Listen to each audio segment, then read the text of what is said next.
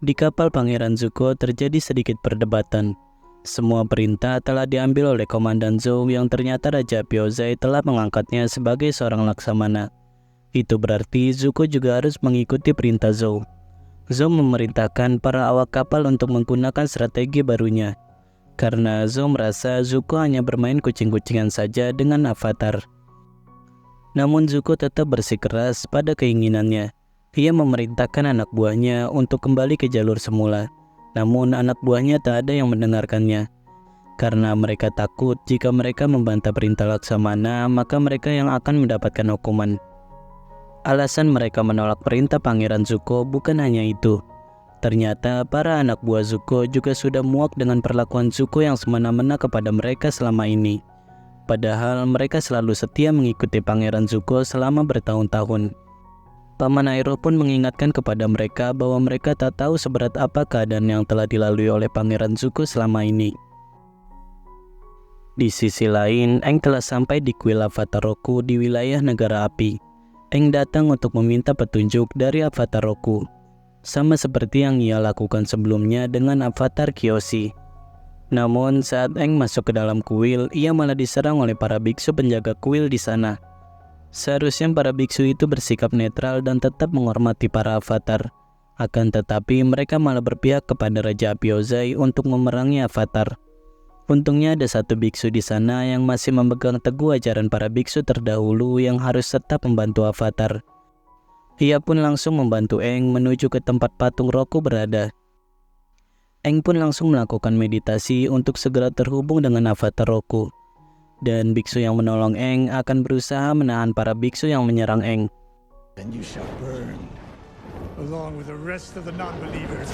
Aang yang telah masuk ke dunia Ruh, ia pun bertemu dengan Ruh Avatar Roku.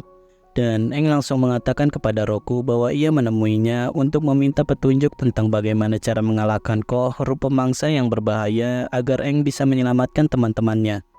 Karena menurut legenda, hanya Avatar Roku lah satu-satunya avatar yang bisa mengalahkan Koh. Avatar Roku pun menjelaskan bahwa ia tak pernah mengalahkan Koh. Karena itu juga suatu hal yang mustahil. Dahulu Roku menemui Koh karena Koh telah memakan jiwa dari istri salah satu avatar sebelum Roku. Dan sebagai balasannya, Roku mengambil patung totem yang berharga milik Koh. Yang ternyata patung itu sebelumnya dimiliki oleh ibunya Koh. Dan Aang pun terpikir ia ingin menukar patung itu dengan jiwa teman-temannya yang telah ditahan oleh Koh.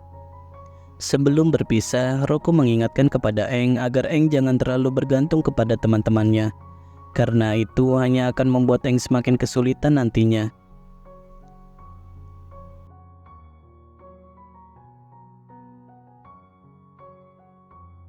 Setelah bermeditasi, Aang pun mengambil patung totem dari Avatar Roku. Dan ia keluar dari kuil Avatar Roku. Namun saat ia keluar, ia melihat para biksu yang sudah tergeletak di lantai dalam keadaan lumpuh. Dan tiba-tiba saja muncul Jun bersama monsternya yang langsung menyerang Aang dengan sabetan lidah dari monsternya. Yang ternyata lidah dari monsternya itu bisa membuat seseorang menjadi lumpuh sementara. Jun pun kemudian membawa Aang ke sebuah tempat untuk menyerahkan Aang kepada Paman Iroh dan Pangeran Zuko. Aang yang tak bisa melawan, ia pun langsung dibawa oleh Pangeran Zuko dan Paman Iroh. Aang meminta waktu sebentar saja kepada Pangeran Zuko untuk menyelamatkan teman-temannya. Namun Pangeran Zuko tak peduli dan tetap membawa Aang. Aang merasa sebenarnya Zuko adalah orang yang baik. Dan Aang bertanya kepada Zuko apa yang menimpanya hingga membuatnya berubah seperti ini. Dan Zuko pun teringat dengan kejadian di masa lalunya. 3 tahun yang lalu, Zuko untuk pertama kalinya diundang dalam pertemuan besar dengan para dewan untuk melakukan pembahasan perang selanjutnya. Namun di pertemuan itu, Zuko menentang keras rencana dari salah satu jenderal besar di sana, yang akan mengorbankan pasukan rekrutan terbaru demi memenangkan peperangan.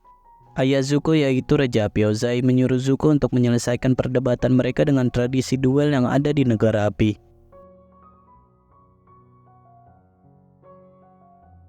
Dan keesokan harinya, Zuko yang telah bersiap untuk melakukan duel, ia malah dibuat terkejut karena ternyata ia harus berduel dengan ayahnya sendiri. Raja Pyozai sangat marah karena menganggap Zuko telah melecehkan pasukan Negara Api, dan ia mengatakan bahwa itu sebenarnya adalah rencananya yang telah Zuko rendahkan. Zuko yang mendengar hal itu, ia pun langsung meminta maaf kepada ayahnya. Namun sang ayah yang sudah terlanjur sangat marah kepada Zuko, ia tak mau memaafkan Zuko. Ia meminta Zuko untuk berdiri dan menghadapinya. Zuko pun mau tak mau harus berduel dengan ayahnya sendiri.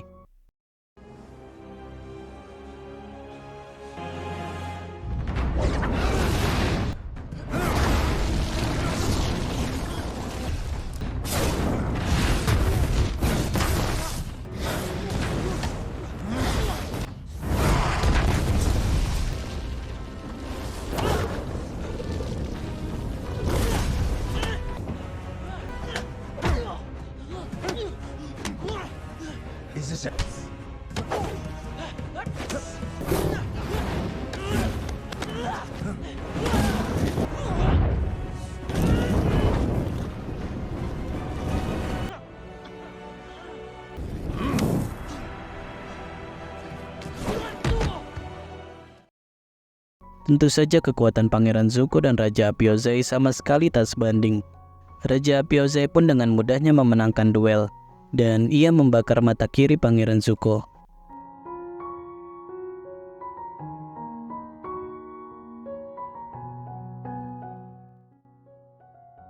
Setelah pertarungan itu, Raja Api Ozai datang menemui Zuko.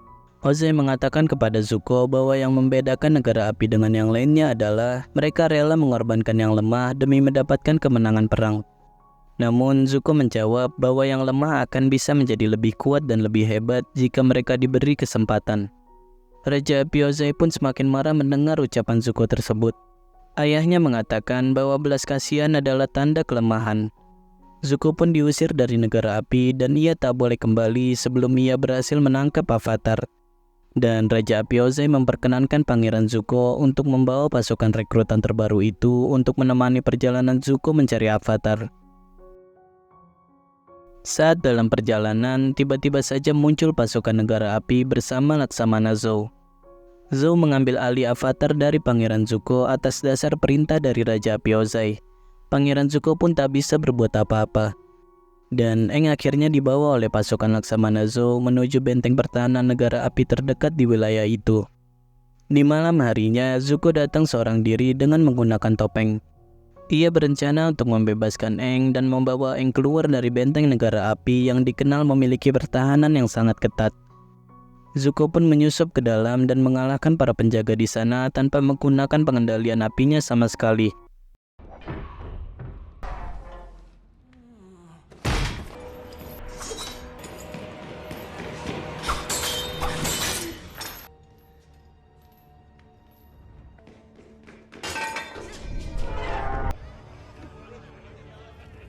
Namun, aksi mereka ini ternyata ketahuan dan mereka pun dikejar oleh para pasukan negara api di sana.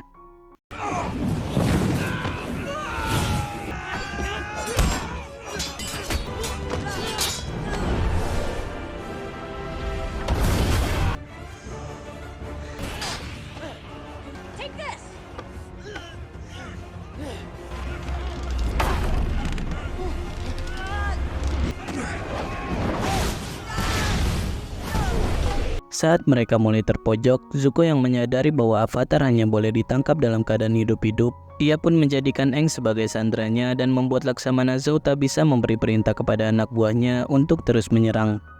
Zou pun membiarkan mereka keluar dan pergi dari benteng negara api.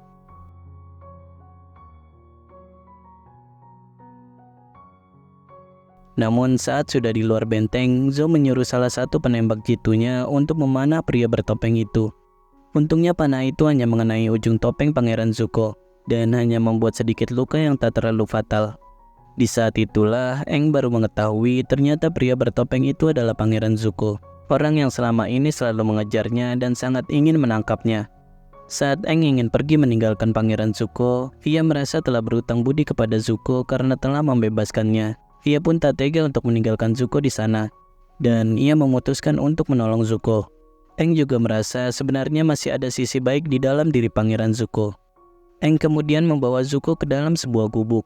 Saat Zuko tersadar, Zuko berusaha untuk menyerang Aang. Ia tak mau terlihat lemah seperti yang diajarkan oleh ayahnya bahwa belas kasihan adalah tanda kelemahan. Namun karena kondisi Zuko yang memang masih lemah, Serangannya pun dengan mudah dihalau oleh Aang, dan Zuko pun malah kembali pingsan.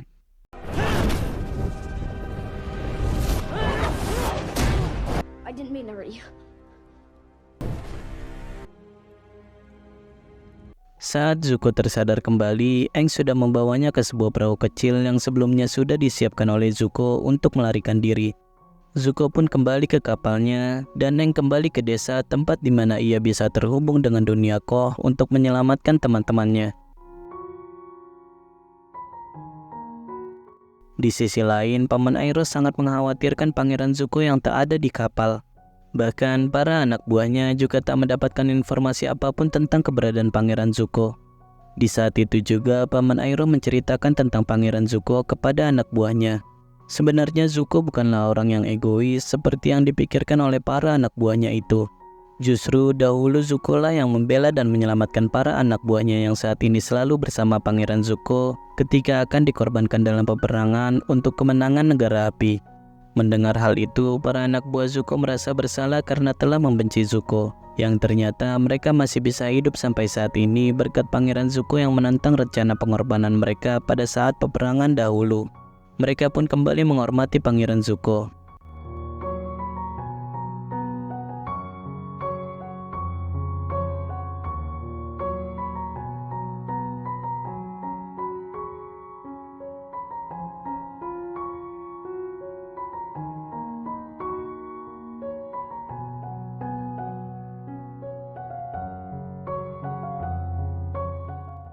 Sesampainya Aang di depan patung beruang, ia pun langsung bermeditasi untuk kembali ke dunia Ru untuk menemui Koh.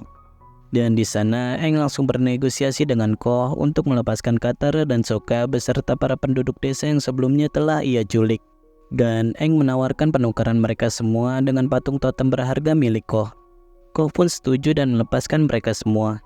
Akhirnya Aang pun berhasil menyelamatkan mereka. Seperti biasa, jangan lupa klik dulu tombol subscribe-nya dan sampai jumpa lagi di video Istoma selanjutnya.